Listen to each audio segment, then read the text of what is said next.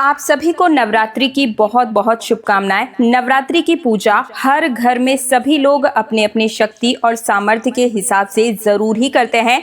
अगर आपके पास ज्यादा समय नहीं है या आप बड़े लेवल पर पूजा नहीं कर सकते हैं, आप बाहर जॉब करते हैं, ऑफिस जाते हैं, कोई बिजनेस करते हैं, तब आप इस पूजा को कैसे संपन्न करेंगे, कम सामान में कैसे आप माता रानी को प्रसन्न कर सकते हैं, आज की वीडियो में बहुत ही सरल और सादा तरीके से मैं आप सभी को ये पूजा करके दिखाने जा रही हूँ। तो चलिए देख लेते हैं पूजा हम कैसे करेंगे। तो देखिए, नवरात्रि के दिन सुबह में उठकर सबसे पहले मंदिर की साफ सफाई कर लीजिए, नित्य पूजा आप कर लीजिए। इसके बाद हम एक अलग से चौकी लेंगे। आप चाहे तो इस पूजा को अपने मंदिर में, घर के मंदिर में भी कर सकते हैं। तो देखिए, माता रानी को लाल रंग का जो कपड़ा होता है, लाल रंग, वो बहुत ज्यादा प्रिय होता है। तो यहाँ पर मैंने चौकी लगा दी है और उसके बाद में इसके ऊपर एक लाल रंग का आसन भी बिछा दिया है। इसके बाद चावल का आसन देकर माता रानी की तस्वीर जो है उसे स्थापित करेंगे।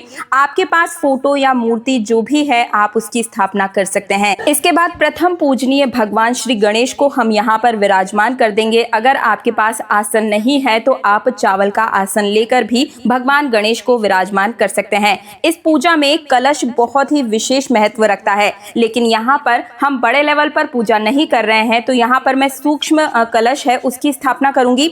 एक कलश में जल भर लीजिए और इसके अंदर हल्दी की एक गांठ, 1 रुपए का सिक्का, थोड़ी सी कुमकुम और दूब घास डाल करके आप इस कलश को स्थापित कर देंगे। कलश के कंठ पर मौली धागा बांध करके इसके ऊपर से एक स्वास्तिक बना लेंगे और फिर कुमकुम से इसे पूर्ण रूप से जल से भर करके इसके ऊपर में एक चावल का पात्र रख कर इसके ऊपर आप 1 रुपए का सिक्का रख दीजिए। इस तरह से ये हमारा सूक्ष्म कलश स्थापित हो चुका है। ये जो कलश है पूरे 9 दिन तक इसी तरह से रखा रहेगा। इस कलश को बिल्कुल भी हिलाना डुलाना नहीं है। अगर आपके पास में गणेश जी नहीं है तो आप सुपारी को रखकर भी पूजन कर सकते हैं, इसमें कोई परेशानी की बात नहीं है। इसके बाद में धूप और दीप प्रज्वलित करेंगे, क्योंकि यही दीपक हमारी पूजा का साक्षी बनेगा। इसके बाद में इस तरीके से हम माता की चौकी सजा लेंगे और इसके बाद 1 लोटा हम जल लेंगे और उसमें सबसे पहले गणेश जी को स्नान कराएंगे। स्नान का भाव रखते हुए 2 से 3 बार इस तरह से जल को हम छींटा दे देंगे। आप फूल से या फिर कुछ घास से भी दे सकते हैं और इसके बाद में माता रानी को भी जल से हम छींटा देंगे। और उसके बाद में भाव रूपी स्नान कराने के बाद अब हम गणेश जी को जनेऊ जो है वो समर्पित करेंगे। अगर आपके पास जनेऊ नहीं है तो आप कलावा भी समर्पित कर सकते हैं।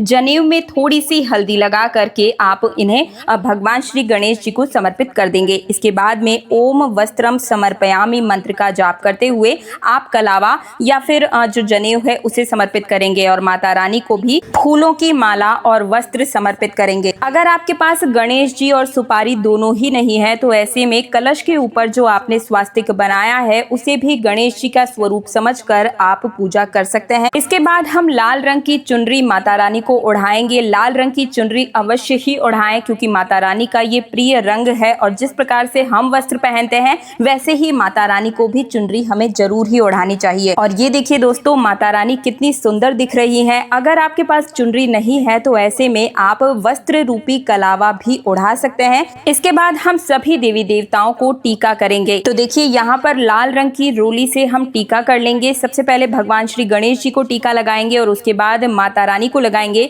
माता रानी के शेर को भी हम टीका लगाएंगे और उसके बाद माता रानी के जितने भी स्वरूप हैं हर एक स्वरूप को हमें टीका लगाना है। अगर आपके पास भगवान शिव की भी उसमें मूर्ति या प्रतिमा है तो आप उन्हें भी चंदन का टीका लगाइए। इसके बाद में गणेश जी को हम लाल फूल और साथ ही में दूर्वा घास, हल्दी समर्पित करेंगे। अगर आपके पास लाल रंग का पुष्प नहीं है तो आप गेंदे का पुष्प भी समर्पित कर सकते हैं। गेंदे का पुष्प हर एक देवी देवता को चढ़ाया जा सकता है। अगर आपके पास फूल नहीं है तो आप बिना फूल के भी पूजा कर सकते हैं। और इसके बाद देखिए, लौंग और बतासे का भोग लगाना बहुत ज्यादा आवश्यक है। अगर आपके पास में पान का पत्ता है तो इसके ऊपर में आप 2 लौंग, 1 बताशा, 1 इलायची रखकर माँ को भोग चढ़ाएं। अगर नहीं है तो छोटी सी कोई कटोरी में आप लड्डू का भोग लगा सकते हैं। नैवेद्य यानी कि केला, जो भी फल फ्रूट है वो इत्यादि आप समर्पित कर सकते हैं। तो यहाँ पर मैंने पान के पत्ते के ऊपर में ये सभी चीजें रखकर चढ़ा दी है और ये बहुत ज्यादा शुभ मानी जाती है। आप हर रोज 1 पान का पत्ता चढ़ा सकते हैं, लेकिन अगर आपके पास समय कम है, आप ऑफिस वगैरह जाते हैं, तो आप एक कटोरी में मेवा, ड्राई फ्रूट्स या फिर कोई भी एक फल की व्यवस्था करके रखिए। सुबह के समय में आप जाने से पहले आप कोई भी एक भोग लगाकर अपने ऑफिस वगैरह या फिर जहां भी आप जाते हैं जा सकते हैं। साथ ही में थोड़ा सा जल का भोग भी जरूर ही लगाइएगा। सुबह के समय में आप इस तरीके से पूजा कर सकते हैं और शाम के समय में जब आप ऑफिस वगैरह से घर वापस आ जाएं तो खीर, पूड़ी या जो कोई भी चीज आपने बनाई है वो माता को भोग के रूप में आप चढ़ा सकते हैं। इसके साथ ही सुहाग की सामग्री भी हम चढ़ा देंगे। अगर आप शादीशुदा हैं, सुहागिन है, तो पूरे 9 दिनों में कोई भी एक दिन आप माता रानी को सुहाग की सामग्री जरूर ही चढ़ाइए। इसके बाद में हम यहाँ पर माँ को दक्षिणा स्वरूप कुछ दक्षिणा चढ़ाएंगे। आप दक्षिणा किसी भी एक दिन चढ़ा सकते हैं, या तो आप नवरात्रि के पहले दिन दक्षिणा चढ़ा दें या फिर अष्टमी या नवमी के दिन भी आप दक्षिणा चढ़ा सकते हैं। हाथ जोड़कर माता को अपनी मनोकामना पूर्ण करने के लिए आप प्रार्थना करें। अपने मन के जो भी भाव हैं वो व्यक्त करें। अपनी जो भी इच्छा है वो माता के सामने जरूर ही रखें। इसके बाद में हम आरती करेंगे और इसके बाद में माता रानी के सामने हम एक सूक्ष्म हवन करेंगे। अगर आपके पास ज्यादा सामग्री नहीं है हवन के लिए तो इस प्रकार से एक उपले के ऊपर घी, हवन सामग्री और एक कपूर जलाकर भी आप एक सूक्ष्म हवन जिसे कहा जाता है माता रानी के सामने आप जरूर ही जलाएं। इससे आपके घर की जितनी भी नकारात्मक ऊर्जा है वो समाप्त हो जाएगी और घर में एक पॉजिटिव एनर्जी का वास होगा। ये पूजा संपन्न होने के बाद इस धूप को अपने घर के हर एक कोने में भी आप दिखा सकते हैं।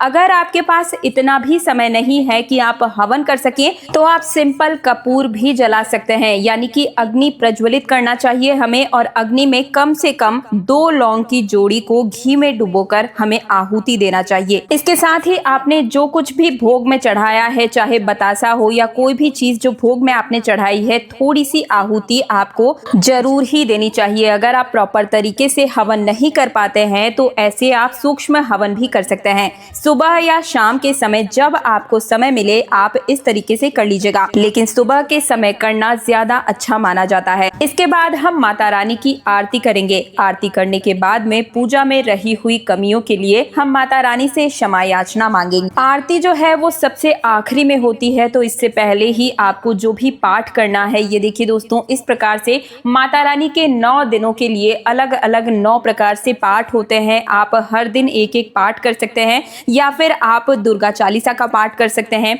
आप अपनी श्रद्धा और समय के अनुसार जो आपको ठीक लगे आप जो है किताब से किसी भी प्रकार से आप पाठ आदि कर सकते हैं। अगर आपके पास पाठ करने का भी समय नहीं है तो आप 108 माला का जाप भी कर सकते हैं। पाठ का विशेष महत्व होता है इन नवरात्रि के समय में। अगर आप चाहें तो 108 बार माता रानी के किसी भी मंत्र का जाप भी कर सकते हैं। सुबह या शाम किसी भी समय शुद्ध होकर आप ये कार्य कर सकते हैं, और नहीं तो माता रानी के 9 दिन में पाठ की एक बुक आती है। ये देखिए इस प्रकार से, ये मार्केट में आपको बहुत आसानी से मिल जाएगी, या फिर मैं डिस्क्रिप्शन में इन सब के लिंक भी दे दूंगी। किताब, हवन की जो सामग्री लगती है, इस पूजा में जो जो भी सामग्री लगी है, हर एक चीज का लिंक मैं इस वीडियो में डाल दूंगी। आप वहां से भी बड़े ही कम दामों पर ऑर्डर कर सकते हैं और 2 से 3 दिन के अंदर ये सभी सामग्री आपके घर पर आ जाएगी। तो आप इस तरीके से भी हर एक सामान को नवरात्रि आने से पहले ही जुटाकर रख सकते हैं। यानी कि जो भी पाठ आप करेंगे अपनी सुविधा के अनुसार से एक दिन पहले ही संकल्प ले लें और उसी तरीके से पूरे 9 दिन आप चलते रहेंगे। पूजा पाठ कंप्लीट होने के बाद में हाथ जोड़कर पूजा में रही कमियों के लिए क्षमा याचना जरूर ही करेंगे और माता रानी का आशीर्वाद प्राप्त करने के लिए प्रार्थना करें। तो दोस्तों, ये थी बहुत ही आसान सी विधि जो कि हर कोई बड़े ही कम सामानों के साथ अपने घर में कर सकता है। इन सामानों में भी अगर आपके पास किसी भी सामान की कमी हो, कोई भी सामग्री की कमी है, तो भी आप इस पूजा को संपन्न कर सकते हैं, क्योंकि माता रानी भाव की भूखी है। आप भाव रूपी किसी भी सामग्री को चढ़ा सकते हैं, माता रानी उसे स्वीकार जरूर ही करेगी। आपके मन में किसी भी प्रकार का कोई प्रश्न है तो मुझे कमेंट सेक्शन में जरूर लिख भेजिएगा। कमेंट सेक्शन में आपने अगर अभी तक जय माता दी नहीं लिखा है तो कंजूसी मत कीजिए, जय माता दी लिखकर वीडियो को लाइक करके चैनल तीज त्योहार और धर्म को सब्सक्राइब जरूर कीजिए। मिलती हूँ एक और नई जानकारी के साथ, तब तक के लिए जय माता दी।